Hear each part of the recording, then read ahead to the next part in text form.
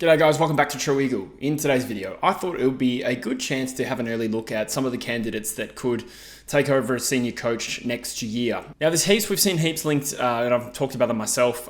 Dean Cox, Ashley Hansen, Jamie Graham, the three biggest candidates that have been linked to us, partly surely because they're ex-Eagles players, but also they're like high achieving assistants with a fair reputation on them as well. What I could have done is gone out to find all the different candidates, but it turns out afl.com.au has done this for me. So we're going to go through this article together and we'll just discuss a few of the leading options as well as some goss about Dean Cox that has popped up in the last hour right before me recording this. So we'll uncover all of that. So they seem to have listed it in descending order of who is most likely. So we'll start off with Dean Cox here. That's the biggest one that's been talked about, no pun intended. He is a very large man. So Dean Cox is probably the highest profile assistant coach in the game right now. And he's been at Sydney for quite a long time. And the connection there makes sense. Obviously, Don Pyke has come across from the Sydney Swans previously.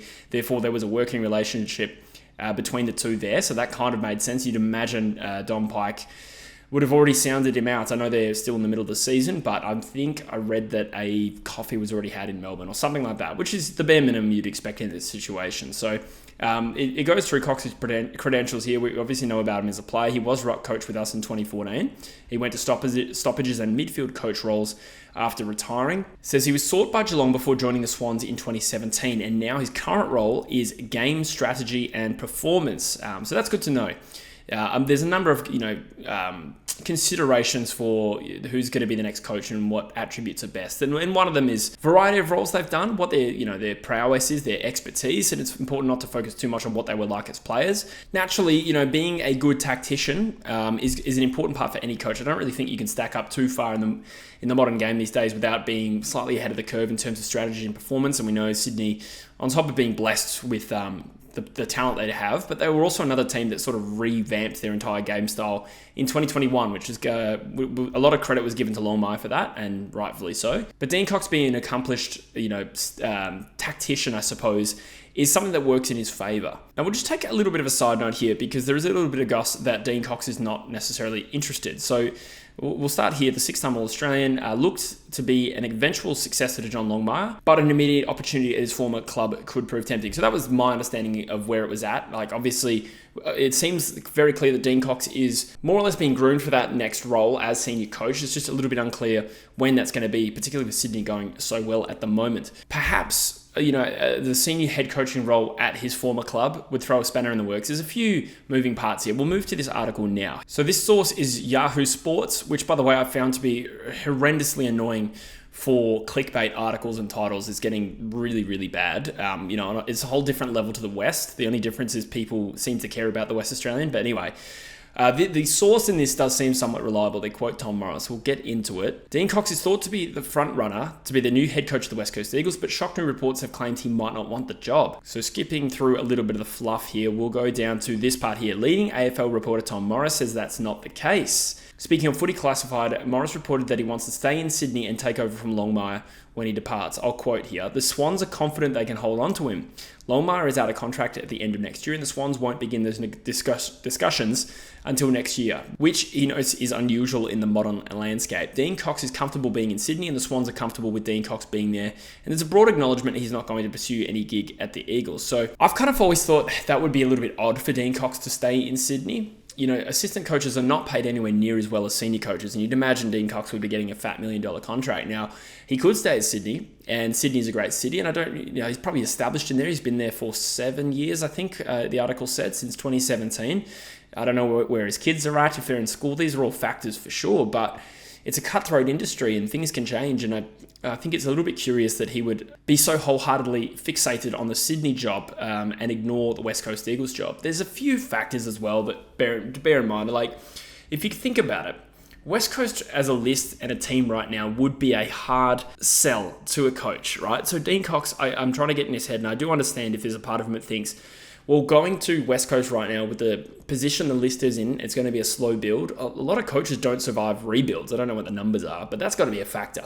He's going to inherit a Sydney team that is incredibly talented And, they've got a pretty damn good Northern Academy that just produces all Australian players for them, which West Coast do not have. So there's a little factor, right? So he's probably thinking, long-term, long game. It's going to be an easier job at Sydney, although bear in mind that will come with some expectations. So I don't know if that's a factor. But yeah, interesting to note that that's actually coming from Tom Morris. One caveat to this story, though, is that if Dean Cox is genuinely considering going to West Coast as the senior coach, there's every chance that he's just gone to Sydney and said, hey, don't worry about it. My head's in the game. I'm fully committed to this campaign until the end of the season, because that is the right thing to do. You don't want to cause disharmony or tension within the group when your team is likely going to win the premiership this year. So if that's a consideration, I would understand. And it doesn't mean he's not coming, but I just thought I would pass on that information. You'd still think he is probably the number one Eagles target. So one other thing that I'll bear in mind is, one thing that would be nice about having Dean Cox is the pun opportunities. We've had Simpson for a while, and the Simpsons jokes were very easy to make, particularly when Scott Burns was at the club. Now, the big Cox jokes can come back, and that was, a real fun pastime for many Eagles fans. And I think this opportunity is too big and swollen and veiny to pass up. So let's move on to the next couple of candidates. We've got Jamie Graham, so that was another one we talked about, who has previously been with us. He started his apprenticeship with St Kilda, obviously played for West Coast, and he was development coach at the Saints in 2012, and not a particularly successful period, but yeah, I'm unsure how heavily to weight that in when assessing someone like a development coach in particular. But he's had stints in charge of defense and forwards in the 2018 flag, and I think he was head coach at East Perth. At least that's the way that reads. I do vaguely remember that. The one thing I'll say here for Jamie Graham that works for him, other than being a former Eagle, and the fact that he's a successful club too right now, relatively successful. If you look at the current ladder, Fremantle are obviously doing a lot right. But interestingly as well, teaching degree and professional development opportunities overseas. So in particular, teaching degree, that's just something I'll highlight as a variable in this, where I've talked about how our list is about to get real young. It's about to get real Gen Z. And we just need someone who can probably connect with a younger generation and develop and educate them. And that was one thing Simo said when he came over to West Coast, was he was big on education. As it turned out, he was a pretty good match day coach as well. I know that, the last few years haven't gone well, but, strategically he was still also sound. So we lucked out with that. So that is just something that will work in Jamie Graham's favour. Who else have we got here? We got Ash Hansen. Okay, another one provides puns, I guess. I mean, that Mbop song is pretty good, but another Premiership Eagle, which there's a romantic element to that. I do like that, but we shouldn't be focusing just on former Eagles. But he's senior assistant at Carlton at the moment. So another team that's, what are they, still second on the ladder, I think, Carlton. And obviously a prelim last year. There's some success involved in that. And a completely different program. Someone like a Jamie Graham has spent time at West Coast already, and so has Dean Cox, even if it was a long time ago. So Hansen would be a much more fresher perspective of what we've currently got. It says he hasn't been rushed into pursuing a senior job, including Richmond's vacancy last year. So I'm not sure, did he not go for it? I found that a little bit interesting, but got a VFL flag by coaching Footscray in that time as well. So there's something to that. Has held responsibility for training coordination and strategy. Interesting. So that's his specialty there, training coordination. It's a little unclear how that reads, whether that's what he previously did. I suppose a senior assistant, that's not his gig anymore, but another former Eagle there, another worthy candidate that you imagine will go deep into this job interview process, I suppose. Who else have we got here? We got Hayden Skipworth. Now, this player I couldn't even picture, and that's what he looks like now, this guy talking to Jake Stringer. But I do remember him. I think he was at the Crows in Essendon when he played. I don't remember a thing about him, to be honest. But interestingly, he's got a really interesting resume here. Craig McRae's senior assistant, so that's a big plus, and that is already interesting to me. Says he's ticked every box in a deliberate build towards becoming a senior coach, taking charge of the Magpies midfield this season after reshaping the ball movement in 2022 and stoppages in 2023. Those were the 2 years that Collingwood came out of nowhere, and their ball movement was spectacular, and their midfield's generally strong as well. Spent close to a decade with Essendon and built the club's standalone VFL team, which he coached for 4 years. Moved to Collingwood in 2020. Interestingly as well, that Collingwood they were in a pretty shitty period through the end of 2020, throughout 2021, and things gotten better. He's gone to Harvard and Columbia to complete leadership courses. That's a pretty impressive resume. Spent time in the NBA and the EPL. So as far as a resume goes, ignoring which club he played for and his reputation as a player, That is really compelling, and I hope that Hayden Skipworth is certainly going to be applying for the Eagles job, because as far as resumes go, I'm very impressed with that. Gian Siracusa. God, this guy's got a great name, doesn't he? So I do obviously remember Gia as a Western Bulldogs player. His credentials as an assistant are well established over 10 years, leading every line, taking charge of Footscray in the VFL and moved to Essendon to experience a different program. Okay, so it's good to experience a couple of different programs there. Level 4 graduate. He is completing further leadership training. Okay, so this is a little bit wishy-washy. But interestingly, the AFL Coaches Association's Assistant Coach of the Year. So other than that, I don't really know too much about Gian Siracusa as a coach, but again, another guy with a very solid resume. And the other thing to bear in mind here is, like, when West Coast are they at their best as a powerhouse, we are considered a pretty evil club that clubs hate. I mean, right now we're a basket case, but, you know, when things are going well, we're arrogant and, you know, tainted premiership, and we're basically the devil. Tell me this guy doesn't look a bit like Cruella de Vil. So, you know, lawyered. Brent Montgomery. Fun fact, his son is in the draft this year, Louis Montgomery, I think, and probably going to go to Port Adelaide. Don't know where that sits. 16 years as an assistant coach, so a 51-year-old, so a little bit on the older side. Don't want to be ageist. I have previously talked, even in this video, about the need to be able to connect with a younger list demographic, but that doesn't mean they need to be younger necessarily. It's more about the person. So played a key role from taking the Giants to 16th to 2022 to a preliminary final in the club's first year under Adam Kingsley. Involved in several successful rebuilds. So that is something that works in the favour of Brett Montgomery. His duties with the Giants include the backline, team defense, and most recently the leadership program. Okay, so that's all good to know. Foster team connection, culture, and personal growth. These are all things, you know, we could use some help with, particularly with a young list. Previous roles with Carlton, the Bulldogs, and Port Adelaide. Okay, so in summary, 51 years old, so a little bit on the older side, but he's been involved as an assistant coach for 16 years and has overseen some successful rebuilds. It didn't go into any more detail.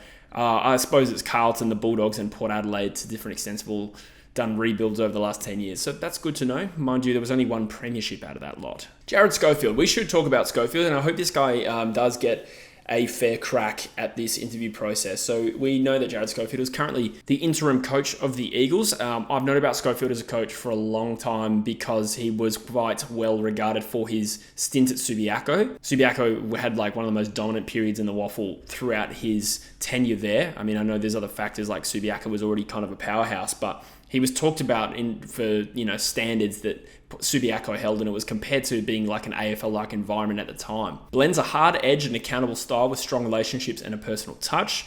Viewed by colleagues as a sharp tactician, which I like, after roles as Port Adelaide's midfield coach and Eagles strategy and stoppages coach. So yes, we have been diabolical since Schofield's been at the club. However, that doesn't mean it's entirely his fault. I don't think he's been blessed with a lot. Of course, there's been injuries as well, but even from a talent point of view. Won a premiership with the Power, did used to play for us as well. I think briefly around Port Adelaide and a little bit of Fremantle as well, and wasn't there in 2018. So Schofield, I think, has a really nice resume. What I think works against Scoey is just simply the fact that he is already part of the current environment, and that negates the benefit of getting someone in with a fresh perspective, which has its own benefits as well. So Scoey's already kind of involved. And whereas I think they might go in the direction of trying to shake this up entirely. So I don't know. I just hope we give Schofield a fair chance. I have a really good feeling that he is a good coach. What can he achieve in the last 6 games or 7 games of 2024 to really, put forward his case? I don't think it's going to be about picking the best possible team to try and win every week and get a lot of wins. Although if we do start winning games out of nowhere, that might work in his favour, maybe. It's probably going to be down to the direction he takes us in, most notably in selection, I think, and probably morale for the rest of the season as well. That's probably going to be 2 things he will be measured on. So we'll see. I think he's made a good start. Obviously, we played well in game 1. How far can you extrapolate that? Only time will tell. But at least we were fairly happy with the selections, right? There's also Troy Chaplin, among the game's leading assistants he's described at. He wasn't involved in the Richmond process last year, but keen and ready to be a senior coach. He was named the AFL Coaches Association Assistant Coach of the Year. So I don't know exactly how they do that, but I'm going to take it on face value as being something worth winning. Chaplin's work as Melbourne's backline coach, including for the 2021 flag. Okay, so that is something that really does look nice on the resume. and he's gone through Stanford University and Melbourne City. Training, design, and strategy have been shared responsibilities of the Demons, which helped Adam Uze take the step up to senior coach. Interesting. Okay. So again, not a whole lot of detailed information other than he's won the Coaches Association Award and he was involved at Melbourne's backline when it was by far and away the best backline in the competition the year they won the premiership. So that's pretty nice too. Then there's Josh Carr. Now, this one is another one where it's kind of been talked about as though it's fact that he is replacing Ken Hinkley when the time has come. So Carr has been Ken Hinkley's deputy for the last 2 seasons, slated to eventually take over for the coach. So he is a former Fremantle player. Do we ignore them? Maybe. I'm only joking, but there is a little part of me that doesn't really want that to happen. I don't know. I know Scofield was as well, but Scofield played for us first, so it's fine. He's been building his resume for 14 years after starting with the Power as an assistant in 2011. Okay, so that's a long time. Crucial in shaping the Dockers' young midfield under Longmuir, and it's coached his own team at Sandford level. Okay, so as far as that goes, it's good.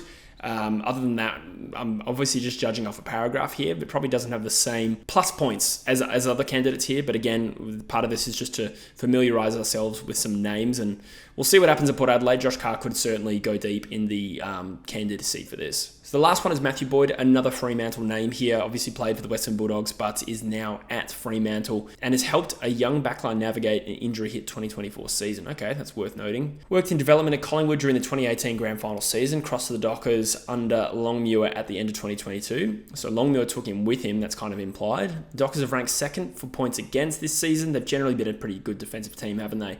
Despite losing their 3 most key defenders. So that's something that he's been able to help transform a defense. We saw us do that in 2015, but they're going pretty well defensively, Fremantle. So that's just another name to consider. So there you go. That's a summary based on some other people's work that we just discussed of 10 candidates that it could likely be. It seems unlikely it will come from outside that top 10, but I suppose it's possible. I suppose I haven't really been thinking about this new coach scenario for a little while yet. And again, I don't want it to consume my mind too much. I kind of want to enjoy the rest of this season, but it's good to get a little bit of a feel for what's out there. So I guess let me know in the comments anything that stood out to you there. Do you have any preconceived preferences about who you want to take over? I mean, at the end of the day, I think the job interview will go a long way, and it wasn't necessarily the most accomplished and best reputation coach at the time when we decided to go with Adam Simpson. And I've said it before, but I'm really glad we went Simo over the more accomplished and reputable Peter Sumich as well. I mean, Simo had spent some time under Alistair Clarkson, and that is a huge factor, and that is also worth considering here. Hayden Skipworth working under Craig McRae is interesting to me, but it's not necessarily clear-cut. I'm sure Dean Cox, even if he has been sounded out by Don Pike, the job's not necessarily his to take. He's going to have to interview for it. So let me know in the comments what you think, and I'll see you in the next video, guys. Cheers.